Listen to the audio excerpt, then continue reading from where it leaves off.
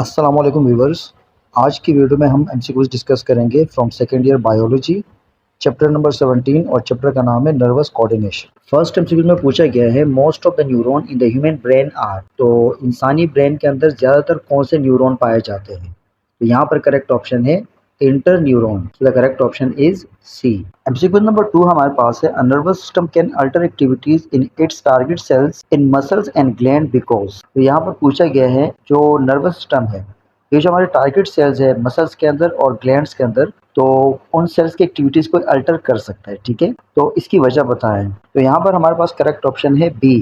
The target cell have receptor protein for the signal release by the nervous system. तो target जो cells है उनके पास receptors होते हैं और वो रिसेप्टर उन सिग्नल को रिसीव करते हैं जो नर्वस सिस्टम रिलीज करते हैं। ठीक है, सो the correct option is MCQ number 3 हमारे पास है, for a neuron with an initial membrane potential at -70 millivolt, an increase in the movement of potassium ion out of that neuron cytoplasm would be result in। तो एक neuron है उसका जो rest membrane potential है या initial membrane potential है वो है -70 मिली वोल्ट। अगर पोटेशियम आयन की मूवमेंट बाहर की तरफ बढ़ जाए और पोटेशियम चैनल खुल जाए और पोटेशियम आयन बाहर की तरफ निकलना स्टार्ट हो जाए तो इसका रिजल्ट क्या होगा? तो यहाँ पर करेक्ट ऑप्शन है B, hyperpolarization of neuron. MCQ number 4 है, action potential move along axons. तो यहाँ पर जो करेक्ट ऑप्शन है वो है डी, यानी कि more rapidly in myelinated than in non myelinated axon. तो यहाँ पर ये बताया गया है कि वो न्यूरॉन जिनके ऊपर माइलिन शीट होती है उनके अंदर एक्शन पोटेंशियल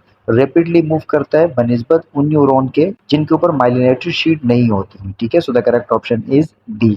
एमसीक्यू नंबर 5 हमारे पास है, the surface on a neuron that discharge vesicle is the. तो यहाँ पर पूछा गया है, ठीक है, जो न्यूरॉन का सरफेस है तो वो कौन सी जगह है जहाँ से वो वेसिकल डिस्चार्ज करता है? तो यहाँ पर हमारा सी करेक्ट ऑप्शन है, यानी कि presynaptic membrane. So the correct option is सी।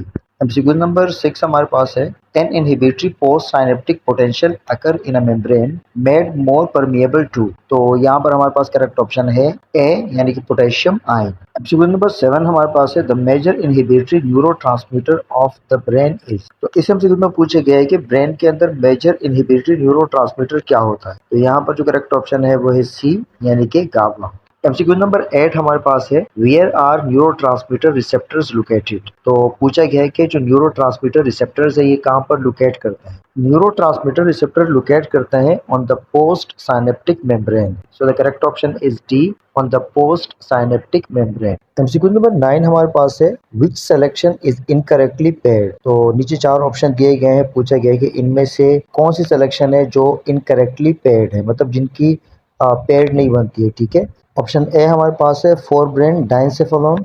तो ये तो करेक्ट ऑप्शन है, ये करेक्ट पेयर है क्योंकि जो डाइनसेफेलॉन है ये फोर ब्रेन का पार्ट है। ऑप्शन बी हमारे पास है, फोर ब्रेन सेरिब्रम। ये भी करेक्ट है क्योंकि सेरिब्रम भी फोर ब्रेन का पार्ट है। ऑप्शन सी हमारे पास है, मिड ब्रेन ब्रेन स्टेम। तो ये भी करेक्ट है। ऑप्शन डी हमारे पास है, mid brain cerebellum.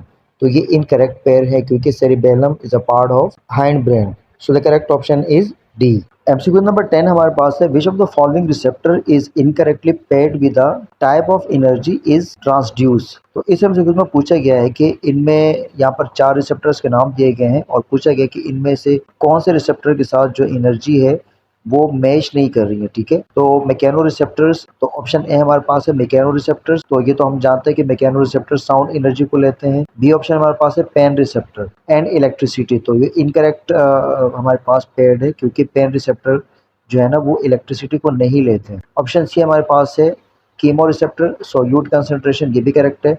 Option D हमारे पास है, थर्मो रिसेप्टर। तो ये भी हम जानते हैं कि थर्मो रिसेप्टर जो है ना हीट को लेते हैं।